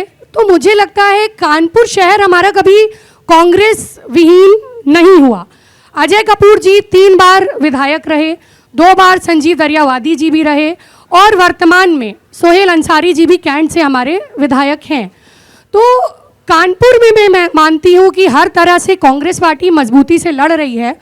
और जब से आदरणीय प्रियंका गांधी जी ने, क्योंकि हमेशा ये होता था कि कांग्रेस के पास चेहरा नहीं है, क्योंकि इधर अखिलेश जी के चेहरे पे चुनाव होता था, उधर बहन जी के चेहरे पे चुनाव होता था, कांग्रेस कभी फेस नहीं देती थी हमारे मुख्यमंत्री का। तो मुझे लगता है इस बार प्रियंका गांधी मुख्यमंत्री का चेहरा है। देखिए, उनके नेतृत्व में ही हम लोग संघर्ष कर रहे हैं, उनके नेतृत्व में ही हम लोग सारे कार्यक्रम हो, चाहे जनता की आवाज़ उठाना हो। सोनभद्र में जब लोगों के साथ गलत होता है तो प्रियंका गांधी जी वहां पहुंचती हैं। वो आप लोगों का सीएम का चेहरा है। हम लोग तो चाहते हैं कि प्रियंका गांधी उत्तर प्रदेश का चेहरा बने, क्योंकि विकल्प के तौर पर आज योगी आदित्यनाथ जी को हर मुद्दे पर अगर कोई चुनौती दे रहा है तो प्रियंका जी दे रही हैं। हाल में ही हमने देखा कि किस तरह लखीमपुर में जब भाजपा के गृह राज्य मंत्री के बेटे द्वारा गाड़ी चढ़ा दी जाती है और किसान मर जाते हैं, तो अखिलेश जी ड्रामा अच्छा कर लेते हैं अरेस्टिंग का, लेकिन 3 दिन जेल जाने का कोई काम करता है तो प्रियंका गांधी जी करती हैं। लखीमपुर में कोई रोका जाता है तो प्रियंका गांधी जी रोकी जाती हैं। तो मुझे लगता है, किसानों की बात कर रही हूँ मेरे भाई, किसानों की थोड़ा ये भाई साहब, ये यहाँ पे नहीं, किसी अच्छी टीवी डिबेट में जाइएगा, वहाँ ये टीका टिप्पणी करिएगा। आपको बोलने का शौक है, अपने मंच अपनी बारी का इंतजार करिए, यहाँ पे ये सब नहीं। देखिए, किसानों की आवाज़ हो, चाहे मजदूरों की आवाज़ हो, बेरोजगार युवाओं की आवाज़ हो, हर जगह अखिलेश जी बैकफुट पे दिखे। और बहन मायावती जी, तो अफसोस की बात है कि पूर्व मुख्यमंत्री होने के बाद भी आज योगी जी से डर रही हैं या मोदी जी से, खास उनकी फाइलें दबी हो हमें पता नहीं, लेकिन आज फ्रंट फुट पे कोई लड़ रहा है तो प्रियंका गांधी जी हमें लड़ते हुए नजर आ रही हैं। इसीलिए विकल्प के तौर पर आज कानपुर हो, चाहे प्रदेश की जनता हो, कांग्रेस पार्टी को अपना विकल्प मान रही है। सिराज, आपकी पूर्व सहयोगी कह रही हैं कि आपके नेता ड्रामेबाजी करते हैं। ये इनको लगता होगा बहन जी को, लेकिन सिर्फ प्रियंका गांधी अगर 2-3 दिन वहाँ बैठती हैं, लेकिन पूरी बाकी उत्तर प्रदेश में अखिलेश जी के साथ पूरे समाजवादी पार्टी का एक कार्यकर्ता सड़क पे था, एक कार्यकर्ता सड़क पर था। जब तक इन लोगों ने उन पर मुकदमा नहीं दर्ज कर दिया, जब तक गिरफ्तारी नहीं कर दी, समाजवादी पार्टी का कार्यकर्ता विरोध करता रहा। और आपको हम बता दें, कई जिलों में हमारे छात्र सभा का प्रदेश उपाध्यक्ष राणा, उसके ऊपर 7 CL तक लग गई विरोध में। आज की सरकार अगर सिर्फ पुतला जला देती है, काले झंडे दिखा देती है, तो देशद्रोह, राजद्रोह और 7 CL जैसे मुकदमे दर्ज कर देती है। हमारे कम से कम 50 कार्यकर्ता पूरे उत्तर प्रदेश के आज जेल में हैं, सिर्फ लखीमपुर खीरी कांड के बाद। तो ये इनकी, ठीक है, आपको प्रचार टीवी में ज़्यादा मिल जाता है, हम लोग को क्षेत्रीय पार्टी होने के नाते थोड़ा कम मिलता होगा, लेकिन किसको ज्यादा प्रचार मिल जाता है? सबसे ज्यादा प्रचार मिलता है भारतीय जनता पार्टी को, उसके बाद कांग्रेस को। और कांग्रेस को प्रचार जानबूझ कर दिया जाता है। अच्छा जी, क्या है थ्योरी, समझाइए। अब थ्योरी सुन लीजिए। थ्योरी ये है कि कांग्रेस, चुप जाओ यार, कांग्रेस, देखो तुम्हारा नेता कह रहा है चुप जाओ चुप जाओ। कांग्रेस जमीन में तो कहीं है ही नहीं, नहीं है। संगठन नाम की इनकी कोई चीज तो है ही नहीं। हाँ, तो जब प्रियंका जी को बढ़ा चढ़ा कर टीवी पेश करेगा तो लोगों की नजर में यह आएगा कि ऐसा है, भाजपा को जो है सामने प्रियंका जी खड़ी हैं तो वोट कट जाएगा। लेकिन जमीन में कांग्रेस कुछ नहीं है, इसीलिए जनता के बीच में अखिलेश जी का ग्लैमर है। जी प्रियंका जी, तो 12 करिश्मा तारीख जी। को आपने देख लिया रथ यात्रा में। जी देखिए, मुझे ऐसा लगता है कि जब अखिलेश जी और सपा के कार्यकर्ता खुद कह रहे हैं कि भाजपा से लड़ाई में प्रियंका जी दिख रही हैं, तो मीडिया दिखा रहा है। हर जगह वो खड़ी हैं, हर जगह वो लड़ रही हैं, चाहे किसानों की बात हो, सोनभद्र की बात हो, हाथरस की बात हो। तो मुझे लगता है प्रियंका जी जब हर जगह जा रही, मीडिया ऐसा तो है नहीं कि प्रियंका जी नहीं और प्रियंका जी की उपस्थिति दिखा रहा है। प्रियंका जी जब हैं, 3 दिन जेल में रही हैं, लाठी खाई है, पुलिस से लड़ी है, योगी आदित्यनाथ जी का घेराव किया है, इसलिए मीडिया उनको दिखाने का काम कर रहा है। तो मुझे लगता है विपक्ष में पूर्णतः प्रियंका गांधी जी की और कांग्रेस पार्टी के लोग खड़े रहे। कोरोना की हम बात कर रहे थे, कोरोना काल में अगर ट्रक भेजने का काम, बस भेजने का काम किसी ने किया, जो कि हमारे आदरणीय मुख्यमंत्री जी ने यहाँ पर आने नहीं दिया, बॉर्डर पर रोक लगा दिया, तो वो भी प्रियंका गांधी जी ने किया। ऑक्सीजन भेजने का काम उस किया सूची तो में प्रियंका जी जो ने किया। दी गई थी सूची, उसमें कई स्कूटरों के नंबर भी थे। नहीं, वो मुझे लगता है कि जो अराजक तत्व होंगे या कुछ मिस्चीवियस लोग होंगे, क्योंकि राजस्थान की बसें थी प्रॉपर, उसमें हम लोग ने वीडियोस भी देखे हैं, संघर्ष के हमारे साथी वहाँ रहे हैं और वो प्रोवाइड नहीं किया गया। चलिए। तो मुझे लगता है प्रियंका जी फ्रंट फुट पे है और कांग्रेस जरूर विकल्प बनकर उभर रही है। अच्छा जी, ये पूरे कांग्रेस वर्सेस सपा में भाजपा वाले भाई साहब किनारे बैठे मुस्कुरा रहे थे, बोले तुम लोग खेल लो अपना। सपा को लेके जो अभी हमने 30-32 जिलों का दौरा किया, एक फीडबैक बार बार आया, तो मैं बिना लाग लपेट के आपसे पूछ लेता हूं। सबने कहा लॉ एंड ऑर्डर, सबने कहा कि अखिलेश यादव के शासनकाल में सत्ता की हनक कुछ ज्यादा ही दिखती थी। आला कमान का मैसेज है क्या? हम एक अखबार की कटिंग आपको दिखाना चाहते हैं जी। महिला विरोधी अपराधों की शिकायतें 46% बढ़ी। आप अपराध में बढ़ावट हो रही है या घट रहा है, ये कैसे जानकारी करेंगे? एनसीआरबी का डाटा होता है, देश का गृह मंत्रालय उसको तय करता है। आज एनसीआरबी के डाटे में 46% महिलाओं के विरुद्ध अपराध बढ़ गए हैं। तो ये आज बढ़े हैं, अखिलेश जी की गवर्नमेंट में तो नहीं थे। बताइए शिवांग, पूछ लेते हैं। अखिलेश जी के गवर्नमेंट से बहुत कम अपराध हो गए हैं और डाटा एक बार सही चेक कर ली, मुझे लगता है किसी अच्छे न्यूज़पेपर में आपने पढ़ लिया है। न्यूज़पेपर की बात नहीं है, ये आप अपने NCRB मोबाइल का से डाटा है, NCRB का डाटा NCRB के डाटा का फिर से आप चेक कर लीजिए, महिला उत्पीड़न बहुत कम आया है। आप एक बार चेक कर लीजिए फिर हम से बता दोबारा। रहे, हत्याएं डबल हो गई हैं, अपहरण बढ़ गए हैं। ये सिर्फ ये आपकी जवानी में, ये आपके जवान में कि जनता के जवान में? ये आपके एनसीआरबी का जवान में कि डाटा पुलिस के? केंद्र सरकार का गृह मंत्रालय आपके देता है। जवान में कि पुलिस के अरे FIR अरे में भी अरे है? अरे थमिए।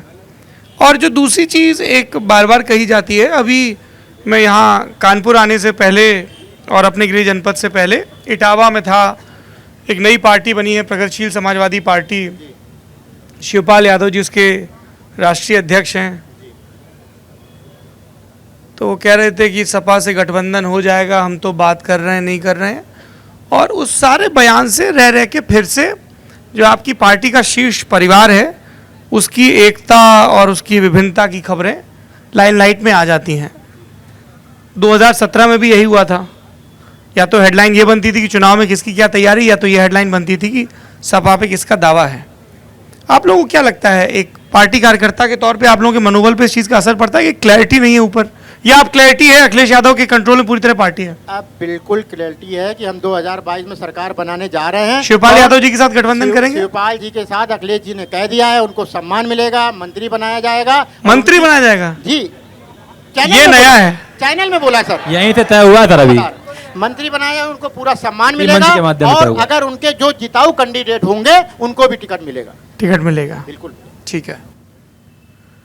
शिवांग, की अनुमति हो सर, तो मैं आपका जो पहला प्रश्न था जो आपने आप पार्टी के मेरे मित्र से पूछा, मैं आपका उसको जवाब देना चाहता हूँ। अरे वो तो आपसे आम आदमी पार्टी का इसका सवाल। जवाब मैं देना चाहता हूँ। अरे आपके लिए बहुत सवाल हैं, आप उनके सवालों की चिंता ना करिए। ये आपकी कांग्रेस की नेत्री ने जो सवाल पूछा केंद्रीय गृह राज्य मंत्री के सुपुत्र पर जो इल्ज़ाम लगे हैं, गाड़ी चढ़ा दी, फिर आपकी पार्टी के प्रदेश अध्यक्ष ने भी एक भाषण में कहा कार्यकर्ता फॉर्च्यूनर से कुचलने के लिए नहीं बनते हैं। ये योगी आदित्यनाथ सरकार लॉ एंड ऑर्डर को अपनी सबसे बड़ी करेंसी बताती है कि हमने कानून व्यवस्था ठीक कर दी, फिर गोरखपुर, लखीमपुर खीरी, ये बैक टू बैक जो कांड हो रहे हैं, क्या कहना चाहेंगे? अगर लखीमपुर कांड में किसी भी बड़े नेता, चाहे गृह मंत्री हों, चाहे स्वयं मुख्यमंत्री के पुत्र हों, अगर वो गलत होंगे तो भारतीय जनता पार्टी उनको सजा देने का कार्य करेगी। इस मंच के माध्यम से कह रही है इस्तीफा तक नहीं मांगा। अभी वो- इस्तीफा तक नहीं मांगा गया गृह राज्य मंत्री वो का, तय सजा नहीं देना हुआ तो है। छोड़ अभी दीजिए। तय नहीं हुआ, जिस दिन तय हो जाएगा आप बिल्कुल निश्चिंत रहिए। सुप्रीम कोर्ट कह रहा था कि 352 के आरोपियों से इतनी ही मोहब्बत से पेश आती हैं क्या पुलिस और सरकारें?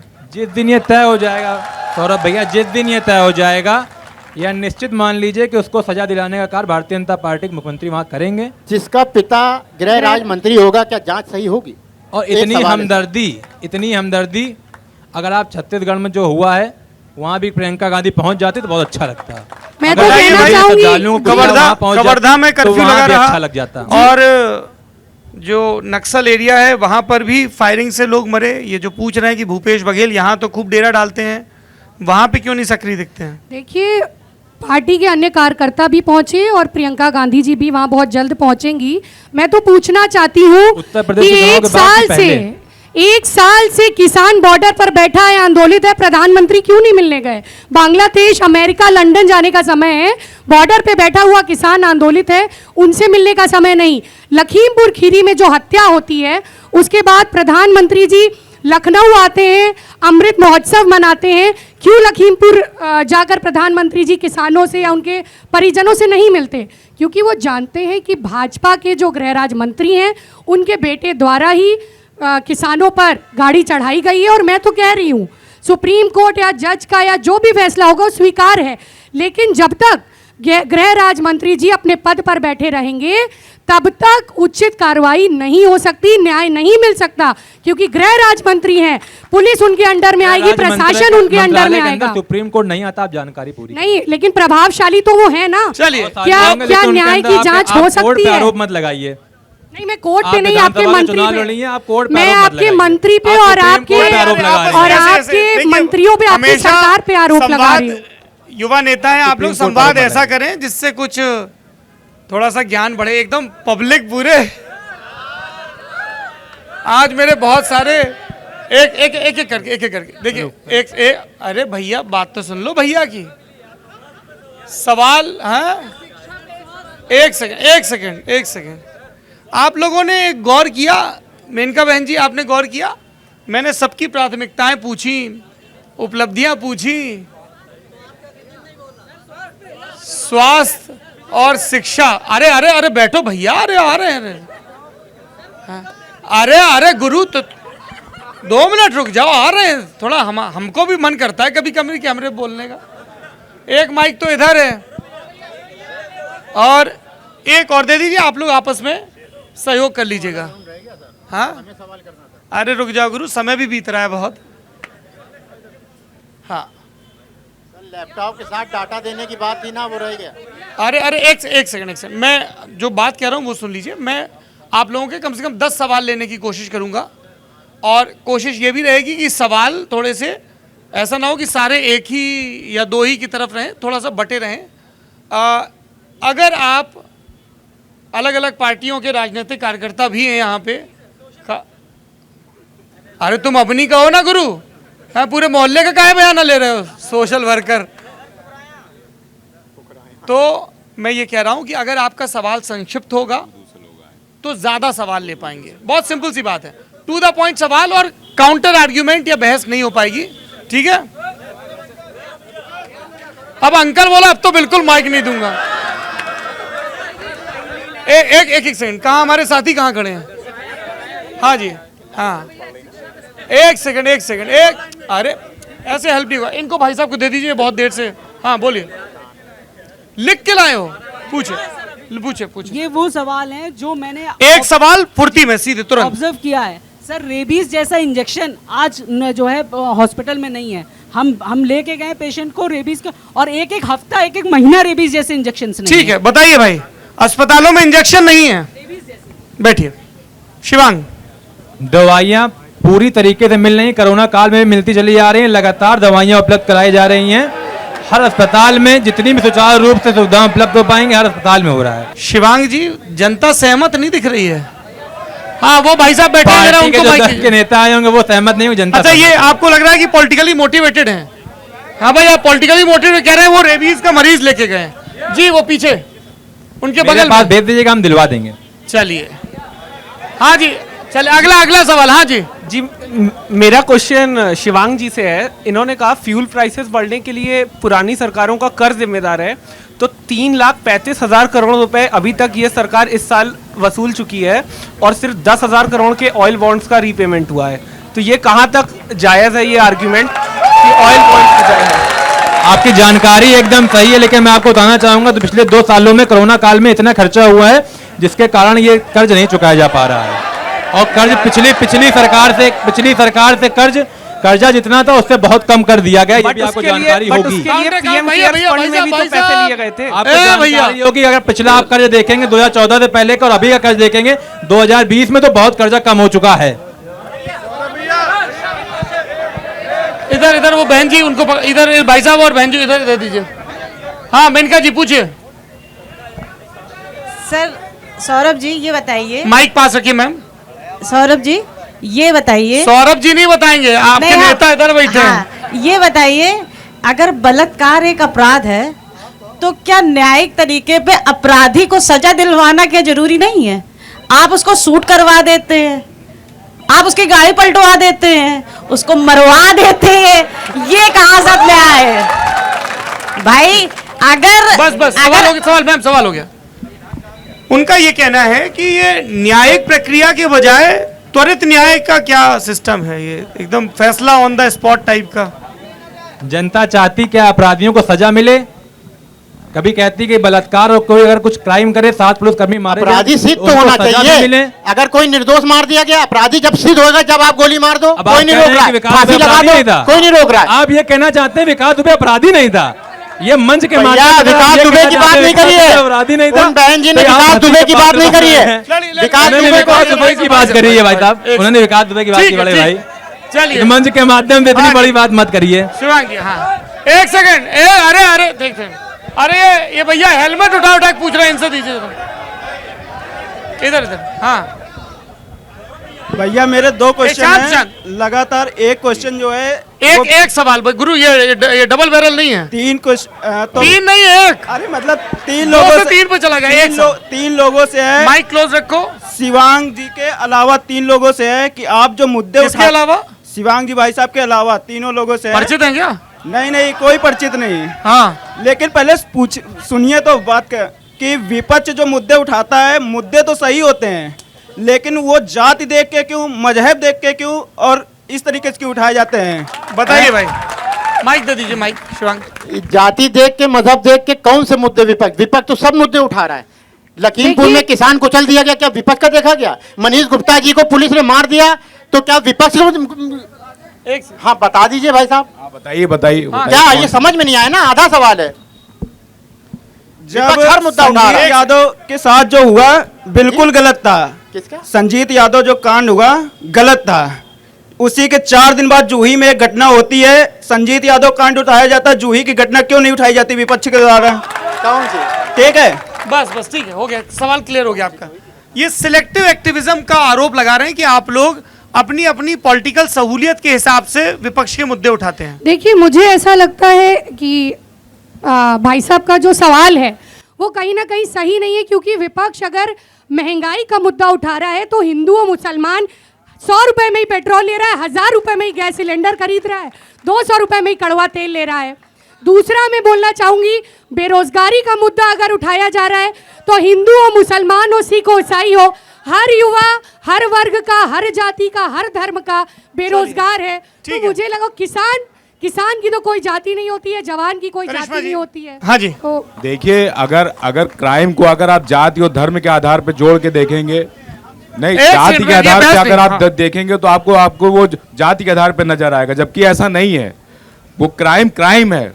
कोई भी मुद्दा, चाहे संजीत यादव का मुद्दा हो, ब्रजेश पाल का मुद्दा हो, या मनीष गुप्ता का मुद्दा हो, कोई भी मुद्दा अगर उठाया जाता है तो वो इसलिए उठाया जाता है क्योंकि वो गलत है, वो क्राइम है, इसलिए वो मुद्दा उठाया जाता है।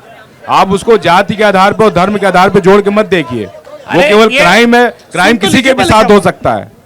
ठीक बात मेरे भाई, क्राइम किसी के भी साथ हो सकता है। ठीक है, ठीक है। ये पीछे, और उसको उठाना बहुत जरूरी है। जी, पीछे एक भाई साहब उधर खड़े हैं, उनको दे दीजिए, वो कू ऐप के उसके बैनर के सामने खड़े हैं। अब उनको खुद ही नहीं पता वो कहाँ खड़े हैं। जी,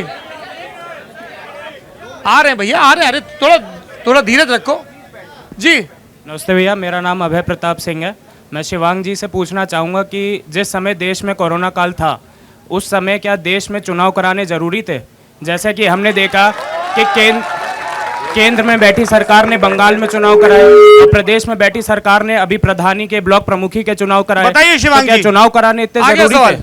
बंगाल चुनाव, पंचायत का चुनाव, उसके ठीक बाद सेकेंड वेव, एक्सपर्ट्स की सलाह दरकिनार रख के सैकड़ों टीचर मरने के बाद इनकी सरकार ने कहा सिर्फ 3 मरे, वो भी सर जुड़वा दो।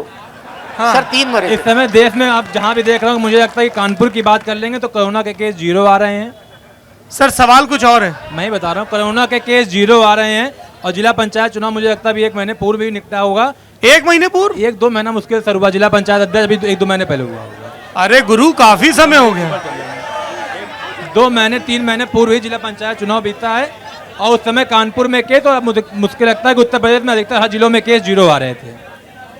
अच्छा, आप ये कह रहे हैं कि पंचायत चुनाव को लेके जो बात आ रही थी कि पंचायत चुनाव जब प्रधानी के हुए, ब्लॉक प्रमुखी के हुए, और उस समय जो सेकेंड वेव चल रही थी उसके ठीक बाद फैली। सेकेंड वेव भाई साहब समाप्त होने के बाद हुआ है और प्रधानी के चुनाव निकट खत्म भी हो चुके हैं। उसके बाद भी कोरोना के केस उत्तर प्रदेश में नहीं बढ़ते दिख रहे होंगे। कानपुर छोटे भाई को गलत जानकारी है, पहले हुआ है 600 शिक्षक मर गए, सरकार ने कहा सिर्फ 3 शिक्षक मरे। आपकी सरकार ने कहा होगा, बिल्कुल मैं कह सकता हूँ। हाँ, बोलो जल्दी बोलो। आप मेरा निवेदन बहुत छोटा सा है। आप लोग कह रहे हैं कानपुर का बहुत विख्यात कांड हुआ, विकास दुबे।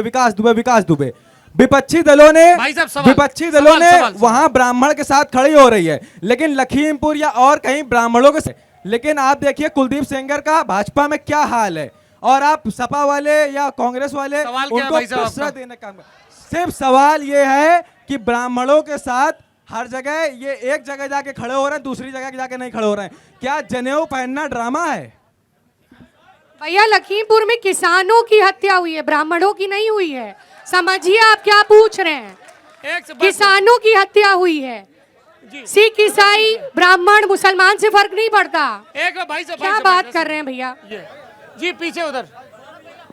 अरे बैठो भैया, प्राथमिक शिक्षा की हमको चिंता है। हम और मेरे भाई, मैं आपको एक जानकारी बता दूं, कुलदीप सेंगर का जो प्रकरण था, कुलदीप सेंगर को प्रकरण में सजा दिलाने में आम आदमी पार्टी का बहुत बड़ा रोल रहा है। जब उस लड़की का जब एक्सीडेंट हुआ तो दिल्ली से स्वाति मालीवाल महिला आयोग की जो अध्यक्ष है, वो यहाँ पे आके उन्होंने धरना प्रदर्शन किया और इसके बाद उन्होंने सुप्रीम कोर्ट में अपील लगाई इस लड़की को एयरलिफ्ट करके दिल्ली शिफ्ट किया जाए। सवाल आम आदमी के प्रतिनिधि से है कि अगर मान लीजिए माइक क्लोज रखो, मान लीजिए 2022 में उनकी सरकार बनती है तो रिमोट कंट्रोल दिल्ली में रहेगा कि यूपी का? बताइए, रिमोट कंट्रोल कहाँ रहेगा आपका? नहीं, रिमोट कंट्रोल दिल्ली में नहीं रहेगा। अगर उत्तर प्रदेश में आम आदमी पार्टी सरकार बनेगी तो रिमोट कंट्रोल यहीं पे रहेगा, उत्तर प्रदेश में रहेगा। और रिमोट कंट्रोल जैसी कोई बात नहीं है। तो पब्लिक क्या, आम आदमी पार्टी का कहना पब्लिक के हाथ में रिमोट कंट्रोल रहेगा, ये रिमोट कंट्रोल आप ही के हाथ में रहेगा। पीछे अमन, पीछे एक सारे लोग हैं, एक सवाल पूछ लीजिए कोई एक व्यक्ति। हाँ जी, एक सवाल। जी, मेरा नाम इसरार अहमद खान है। माइक क्लोज रखिए इसरार जी, सवाल पूछिए। मेरा सवाल सिराज अहमद साहब से। किससे? सिराज अहमद से पूछिए। मैं ये कहना चाहता हूँ, आप इतने मुद्दे उठा रहे हैं हर पार्टी के। आपका नाम सिराज अहमद है, आपने अभी तक जुलूस मोहम्मदी का मुद्दा क्यों नहीं उठाया? ये जिसका जवाब दीजिए। किसका? मुसलमान होने के नाते किसका मुद्दा नहीं उठाया? ऐसा है, हम यहाँ मुसलमान होने के नाते नहीं बैठे हैं, हम बैठे हैं समाजवादी पार्टी के कार्यकर्ता होने के नाते। सवाल तो समझ लो सर। यहाँ पे दशहरा हुआ, शहर में दशहरा हुआ, और मैं ये पूछना चाहता हूँ उसी तरीके से बाराफात का जुलूस निकलता है, उसके लिए इन्होंने अभी तक कोई आवाज़ क्यों नहीं उठाई ऐसे मुसलमान लीडर के नाते? आपका सवाल सही है, लेकिन वो होना चाहिए सरकार से। आपका सवाल ये है कि दशहरा हो भीड़ लग के हो सकता है, जुलूस मोहम्मदी क्यों नहीं निकल सकता? उनका ये आपका सवाल, एक है। सेकंड सिराज सर, उनका सवाल ये है कि ये मुद्दा आपने क्यों नहीं उठाया, और उन्हीं के शब्द हैं मुसलमान लीडर होने के नाते। सर हमसे जो सवाल आपने पूछे हमने सिर्फ उसका जवाब दिया। हमने नहीं, उन्होंने पूछा है। नहीं ये पूछा है, लेकिन ये गलत प्लेटफॉर्म पे पूछ रहे हैं। हम आपकी बात बिल्कुल जायज़ है, आपकी बात से बिल्कुल सहमत हैं, क्योंकि जो धर्म के हिसाब से निर्णय नहीं लिए जाते। अगर दशहरा मनाया जाएगा, ईद मनाई जाएगी, दिवाली, तो फिर जुलूस मोहम्मदी भी निकल सकता है। जब बड़े बड़े जुलूस निकल सकते हैं तो वो भी निकल सकता है, लेकिन हम कैसे मुद्दा उठा दें? अरे आप विपक्ष हो, आप मुद्दा नहीं उठाओगे तो कौन उठाएगा? ये हमसे सवाल का जवाब मांग रहे हैं, जवाब वो इधर ये मांगे। पूछ रहे हैं कि आपने ये मुद्दा क्यों नहीं उठाया। जी इधर इधर आगे। हाँ जी। हाँ सर, सौरभ नमस्कार। मेरा सवाल ये है सर, अभी ऑर्डिनेंस के कर्मचारी, अरे हो गया भैया, हो गया, चलो अब आगे देख लो थोड़ा। ऑर्डिनेंस के 80,000 कर्मचारियों को डीपीएसयू में कन्वर्ट कर रहे हैं। ये राजनाथ सिंह सर ने एक बात बोली कि सारे कर्मचारी खुश हैं, उनकी सहमति से ये निर्णय लिया गया है। मैं उनसे ये पूछना चाहता हूं कि 10 में अगर 100% का रेशियो निकाला जाता है तो पहला मैं ही खड़ा हूं, मैं खुश नहीं हूं, तो वो कैसे बोल सकते हैं कि ऑर्डिनेंस के कर्मचारी खुश हैं इस एक्शन से कि उनको प्राइवेटीकरण के निजीकरण में उतारा जा रहा है? दूसरा क्वेश्चन सर एक क्वेश्चन, एक ये हमारे प्रतिनिधि हैं, ठीक है, ये हमारी बातों को ऊपर पहुंचाते हैं। मैं इनसे ये पूछना चाहता हूं कि सिटियाई में, हाँ हाँ, सिटियाई चौराहे पे एक नदी बहती है, नाला बोल सकते हैं, नाले के ऊपर नहर बहती है, इनमें से कौन सा प्रतिनिधि उस पर गौर किया है? ये मेरा क्वेश्चन है, इनका इसका आंसर मुझे ये बता दें। हेलो सर, इसके बाद एक सवाल और लेके सर मेरा बताइए भाई, ये ऑर्डिनेंस को लेके आप लोगों ने कानून बनाया है, ये ऑर्डिनेंस के कर्मचारी हैं, नाराज हैं उस कानून से, मुझे लगता है कि और ये स्ट्राइक भी हुई है इनकी यूनियन की।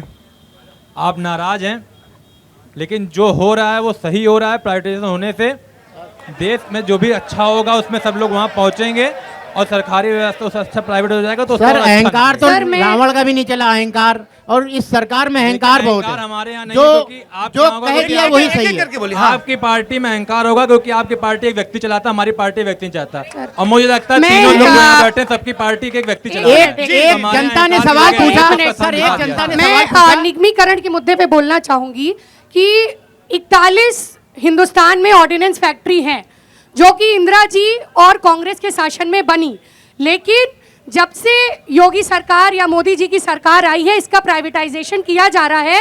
और इसमें मैं एक चीज और आपके साथ ऐड करना चाहूंगी कि हम लोगों ने 80,000, एक मिनट भैया जवाब देने जी, प्रश्न पूछा है तो 80,000 कर्मचारी कानपुर का ऑर्डिनेंस फैक्ट्रीज में काम कर रहा है।